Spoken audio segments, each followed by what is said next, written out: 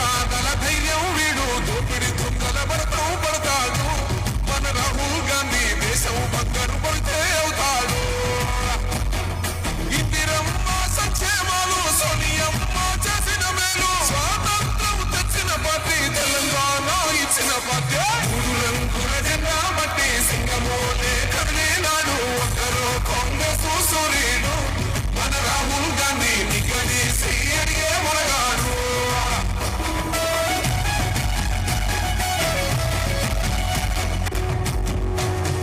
మూడు రంగుల జెండా బట్టి సింగమోలే కదిలినాడు ఒక్కరు కాంగ్రెస్ సూర్యుడు మన రాహుల్ గాంధీ నిగదీసి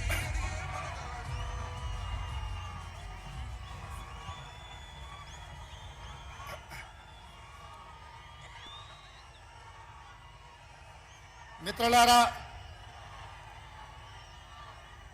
ఈరోజు రాజీవ్ గాంధీ ప్రాంగణంలో కాంగ్రెస్ పార్టీ జాతీయ మాజీ అధ్యక్షుడు మన అభిమాన నాయకుడు శ్రీ రాహుల్ గాంధీ గారు అఖిల భారత కాంగ్రెస్ పార్టీ జాతీయ ఎన్నికల మేనిఫెస్టోను ఈ తెలంగాణ గడ్డ మీద నుంచి విడుదల చేసి ఏ గడ్డ మీద నుంచి అయితే సెప్టెంబర్ 17 నాడు శ్రీమతి సోనియా గాంధీ గారు తెలంగాణకు 6 గ్యారెంటీలు ఇచ్చి ఈ తెలంగాణ రాష్ట్రంలో 3 రంగుల జెండాను రెపరెపలాడించిందో అదే గడ్డ మీద నుంచి మన అభిమాన నాయకుడు శ్రీ రాహుల్ గాంధీ గారు ఈ జాతికి 5 గ్యారెంటీలను అంకితం చేయడం ద్వారా జూన్ 4 తారీఖు నాడు రాబోయే ఎన్నికల ఫలితాలలో ఇండియా కూటమిని గెలిపించి జూన్ 9 తారీఖు నాడు ఢిల్లీలో ఎర్రకోట మీద మువ్వన్నెల జెండా ఎగరేయడానికి ఈ రోజు వారు ఇక్కడికి రావడం జరిగింది.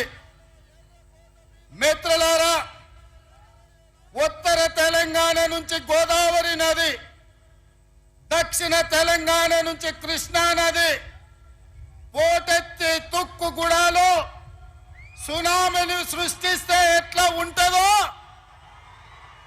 వందలు వేలు లక్షలలో కాంగ్రెస్ పార్టీ కార్యకర్తలు రాజీవ్ గాంధీ ప్రాంగణం తుక్కుగూడలో కదము తొక్కితే ఆనాడు బీఆర్ఎస్ ను తుక్కుగా ఎట్లా తొక్కిండ్రో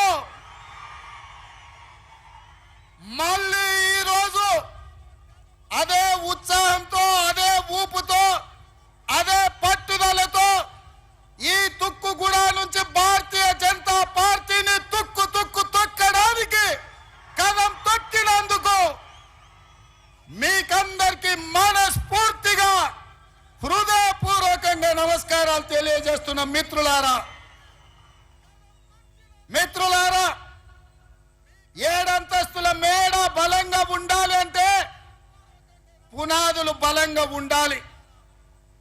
తెలంగాణ రాష్ట్రమే కాదు, దేశ రాజకీయాలలో కాంగ్రెస్ పార్టీ అధికారంలోకి రావాలి అంటే కార్యకర్తల పునాదులు బలంగా ఉండాలి.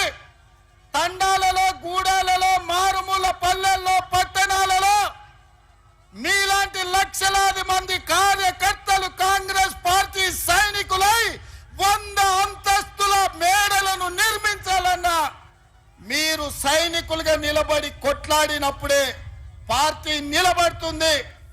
ఎన్ని కష్టాలు వచ్చినా, ఎన్ని నష్టాలు వచ్చినా, ఎన్ని కేసులు పెట్టినా, ఎంతమంది జైల్లో పెట్టినా మీ రక్తాన్ని చెమటగా మార్చి మీ ఊపిరినైనా వదిలిండ్రు గాని ఈ మువ్వన్నెల జెండా వదలలేదు. మీ శ్రమతోనే, మీ కష్టంతోనే, మీ త్యాగంతోనే ఈ తెలంగాణ రాష్ట్రంలో ఇందిరమ్మ రాజ్యం ఏర్పడ్డది. ఇందిరమ్మ రాజ్యంలో సోనియమ్మ ఇచ్చిన సంక్షేమాలు 6 గ్యారెంటీలను ఇవాళ మనం అమలు చేస్తున్నాం. సోదరులారా, ఇవాళ మిత్రులారా, ఈ తెలంగాణ స్ఫూర్తితో, ఈ వైబ్రెంట్ తెలంగాణ నినాదంతో జాతీయ స్థాయిలో నరేంద్ర మోడీ గారు ఏదైతే గుజరాత్ మోడల్ అంటుండో, గుజరాత్ మోడల్ మీద వైబ్రెంట్ తెలంగాణ ఆధిపత్యాన్ని చూపిస్తుంది, అభివృద్ధి పదం వైపు ఈ దేశాన్ని నడిపిస్తుందని ఈ సందర్భంగా సవినయంగా తెలియజేస్తున్న మిత్రులారా, ఇవాళ ఆలోచన చేయండి. భారతీయ జనతా పార్టీ వాళ్ళు మాకు అవకాశం ఇవ్వండి అంటారు. నేను అడుగుతున్న భారతీయ జనతా పార్టీ నాయకులను, 10 సంవత్సరాల నుంచి మీ పార్టీ, మీ నాయకుడు నరేంద్ర మోడీ గారి దేశంలో ప్రధానమంత్రిగా ఉన్నాడు. నిరుద్యోగ యువకులకు ప్రతి సంవత్సరం 2 కోట్ల ఉద్యోగాలు ఇస్తా అన్నారు. 10 ఏళ్లలో 20 కోట్ల ఉద్యోగాలు ఇవ్వాలి. మరి ఇవాళ నేను అడుగుతున్న సిగ్గులేని కిషన్ రెడ్డిని పార్లమెంటులోనే ప్రశ్న అడిగితే 7,21,000 ఉద్యోగాలు మాత్రమే ఇచ్చినామని భారత ప్రధానమంత్రి నరేంద్ర మోడీ గారు సమాధానం ఇచ్చారు. 20 కోట్ల ఉద్యోగాలు ఇస్తానే 7 లక్షల ఉద్యోగాలు ఇచ్చినందుకు ఇవాళ నరేంద్ర మోడీకి ఓటేయాలనా నేను అడుగుతున్నా. రైతుల ఆదాయాన్ని 2 చేస్తామని మాట ఇచ్చిన మీరు వేలాది లక్షలాది మంది రైతులు ఢిల్లీ సరిహద్దుల్లో రైతు వ్యతిరేక నల్ల చట్టాలను తెస్తే 16 నెలలు సైనికులాగా పోరాటం చేసి 750 మంది రైతులు అమరులైతే కనీసం ఆ రైతులను పరామర్శించలేదు, ఆ కుటుంబాలను ఆదుకోలేదు. రైతులను చంపినందుకు భారతీయ జనతా పార్టీకి ఇవాళ ఓటేయాలనా నేను అడుగుతున్నా.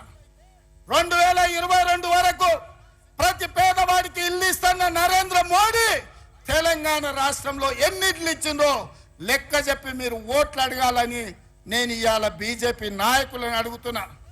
ఇవాళ నరేంద్ర మోడీ గారు మతాల మధ్యలో చిచ్చు, ప్రాంతాల మధ్యలో చిచ్చు, భాషల మధ్యలో చిచ్చు, ఇవాళ వరకు చిచ్చు పెట్టి విభజించి ఇప్పటి వరకు అధికారం నిలబెట్టుకున్నాడు. ఇక ఇప్పుడు దేశాన్ని విభజించి చిచ్చు పెట్టి 3వసారి అధికారం రావాలని కుట్ర చేస్తున్నాడు.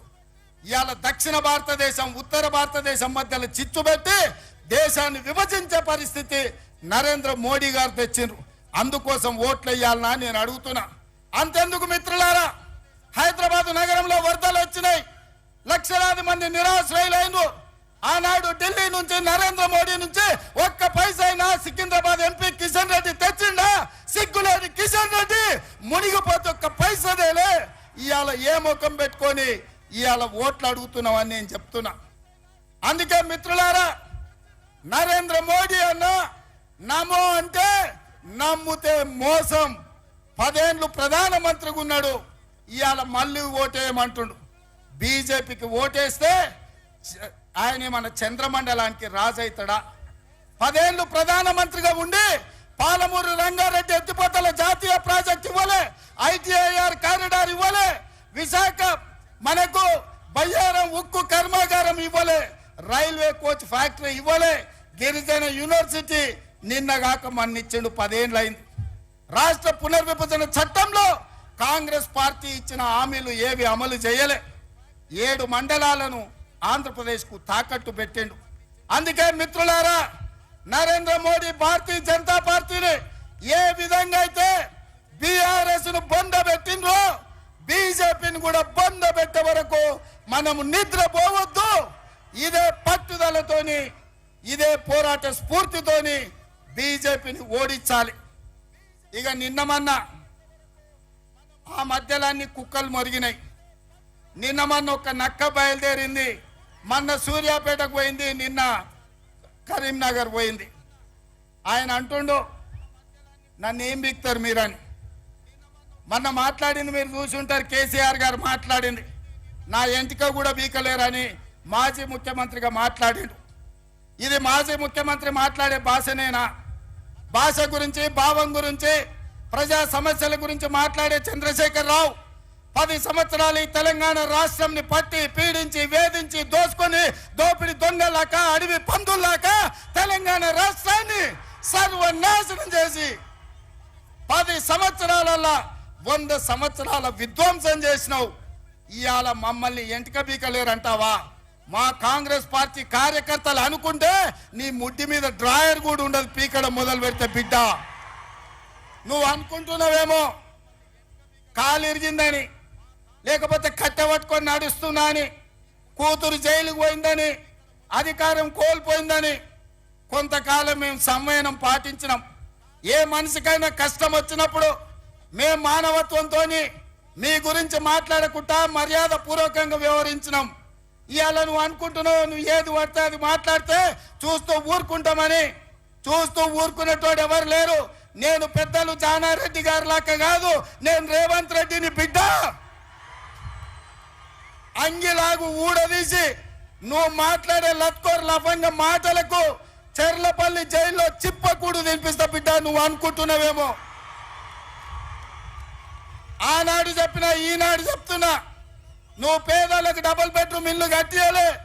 నేను మాత్రం నీకు తప్పకుండా డబుల్ బెడ్రూమ్ ఇల్లు కట్టిస్తా చెర్లపల్లి జైల్లో. ఎందుకంటే కొడుకు కోడలు వస్తే యాడు ఉండాలి, బిడ్డ అల్లుడు వస్తే యాడు ఉండాలి. అందరు కలిసి చెర్లపల్లి జైల్లో ఉండేటట్టు మీకు డబుల్ బెడ్రూమ్ ఇల్లు కట్టించే బాధ్యత మా లక్షలాది మంది కాంగ్రెస్ పార్టీ కార్యకర్తలు తీసుకుంటారని చెప్పి నేను ఈ వేదిక మీద నుంచి చెప్పదలుచుకున్నా. అందుకే మిత్రులారా, మీరు ఆలోచన చేయండి. డిసెంబర్ 7 నాడు మనం అధికారం చేపట్టి డిసెంబర్ 9 నాడు ఆడబిడ్డల కార్తీసులో ఉచిత ప్రయాణం, రాజీవ్ ఆరోగ్యశ్రీ ద్వారా ప్రతి పేదవాడికి 10 లక్షల రూపాయలు ఉచితంగా వైద్యాన్ని అందించే నిర్ణయాలు తీసుకున్నాం. ఇదే కాదు, మా మిత్రుడు పెద్దలు బట్టి విక్రమార్క గారు ఆర్థిక సమస్యలు, రాష్ట్రం సంక్షోభంలో ఉంటే, జీత భత్యాలు ఇవ్వలేని పరిస్థితిలో రాష్ట్రం ఉంటే ప్రభుత్వ ఉద్యోగులకు అదేవిధంగా పెన్షన్దారులకు 1వ తారీఖు నాడు జీత భత్యాలు ఇచ్చి రాష్ట్ర ఆర్థిక పరిస్థితిని గాడిలో పెట్టిండు. ఇదే కాదు, ఆడబిడ్డలను దృష్టిలో పెట్టుకొని కట్టెల పొయ్యితోని కన్నీళ్లతోని ఆడబిడ్డలు కష్టపడుతుంటే వాళ్ళ కన్నీళ్లు తూడవడానికి సోనియమ్మ మాట ప్రకారం 500 రూపాయలకే ఆడబిడ్డలకు సిలిండర్ ఇచ్చి ఆడబిడ్డల కష్టాలు తీర్చినాం. అదే కాదు, పేదవాళ్లకు ఇంటింటికి ఉచితంగా 200 యూనిట్ల పథకాన్ని అమలు చేసి నిరూపించినాం. ఇదే కాదు, ఇవాళ చంద్రశేఖరరావు గారిని నేను అడుగుతున్నా, ఆనాడు పల్లెల్లో, తండాలలో, గూడాలలో ఇందిరమ్మ ఇండ్లు 25 లక్షలు మేము కట్టించినాం. మా కోమటిరెడ్డి ఎంకన్నా చెప్తున్నాడు ఇందిరమ్మ ఇండ్ల గురించి నువ్వు చెప్పాలి అని.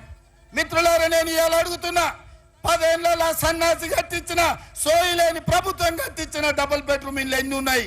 ఇవాళ మనం 4.5 లక్షల ఇందిరమ్మ ఇండ్లు 22,500 కోట్లతో ఖమ్మం జిల్లాలో మిత్రుడు పొంగులేటి శ్రీనివాసరెడ్డి ఆ శాఖలో మనం పనులు ప్రారంభించుకున్నాం.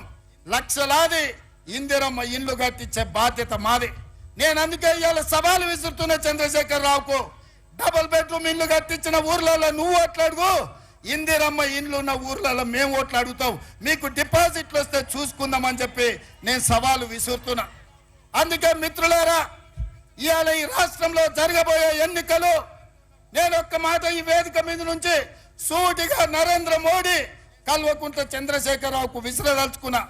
నేను, నా మిత్రులు, నా సహచర మంత్రివర్గం 100 రోజుల్లో మా పరిపాలన మీ ముందల పెట్టినాం, మా పాలసీలు మేము అమలు చేసినాం.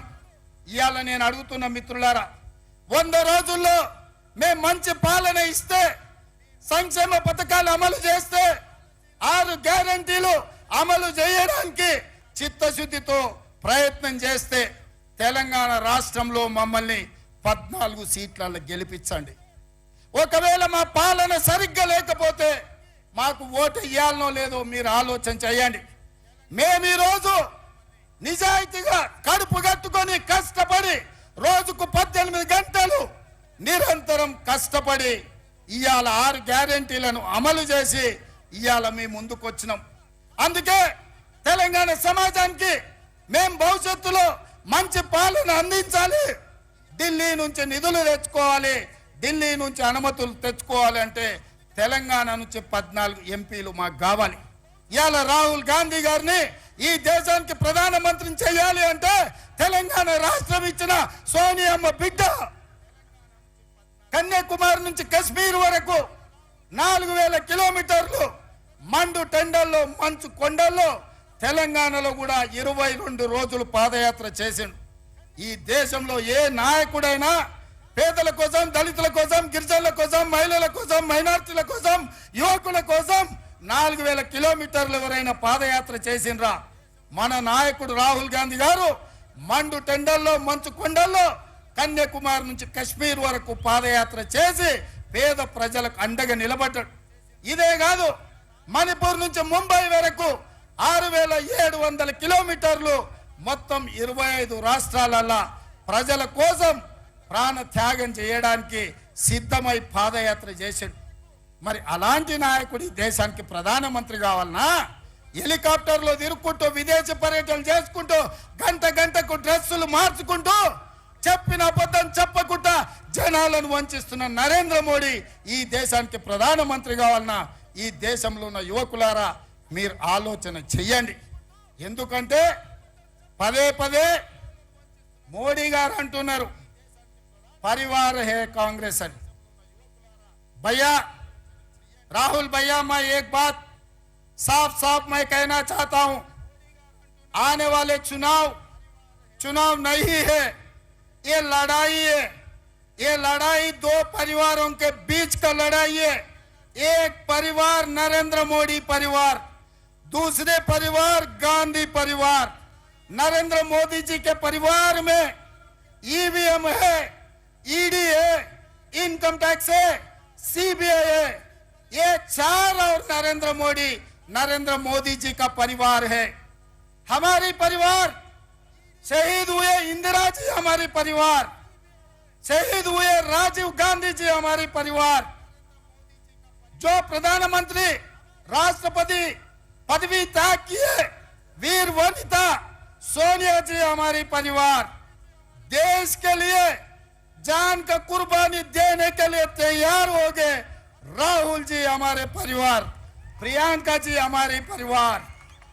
लाखों करोड़ों कांग्रेस पार्टी कार्यकर्ता इस देश में देशभक्ति जितने लोगों को है सब हमारी परिवार। ये परिवार में देखेंगे नरेंद्र मोदी परिवार जीतेगा या गांधी परिवार जीतने वाले देश के लिए शहीद हुए परिवार इस लड़ाई में जीतने वाले हम देखेंगे। हम टक्कर लेंगे बराबर। नरेंद्र मोदी जी का परिवार से टक्कर लेंगे। ईवीएम को हरा देंगे, ईडी को हरा देंगे, सीबीआई को हरा देंगे। वैसे ही इनकम टैक्स वाले को भी हम हरा देंगे। इस देश को बचाने के लिए, संविधान को बचाने के लिए हम लोग कोशिश करेंगे। नहीं है तो ये देश बचेगा नहीं। संविधान को बदलने के लिए नरेंद्र मोदी साजिश कर रहा है। ये रोकने के लिए आपके साथ पूरा तेलंगाना खड़े रहकर आपके मदद में हम रहेंगे। इस लड़ाई में हम शहीद हुआ भी कोई परवाह नहीं है, हम आपके साथ ये जंग लड़ेंगे। आप सब लोग तैयार है? तैयार है? तैयार है? तैयार है? जो तैयार है सब खड़े रहो। आने वाले चुनाव में రాబోయే ఎన్నికల్లో రాహుల్ గాంధీతో నిలబడి రాబోయే యుద్ధంలో పోరాటం చేసే వాళ్ళందరూ చేతులెత్తి నిలబడండి. అందరూ చేయి పైకెత్తండి. జై కాంగ్రెస్, జై జై కాంగ్రెస్. హస్తం గుర్తుకే తెలంగాణ నుంచి 14 మంది ఎంపీలను గెలిపేయనికే సిద్ధమా?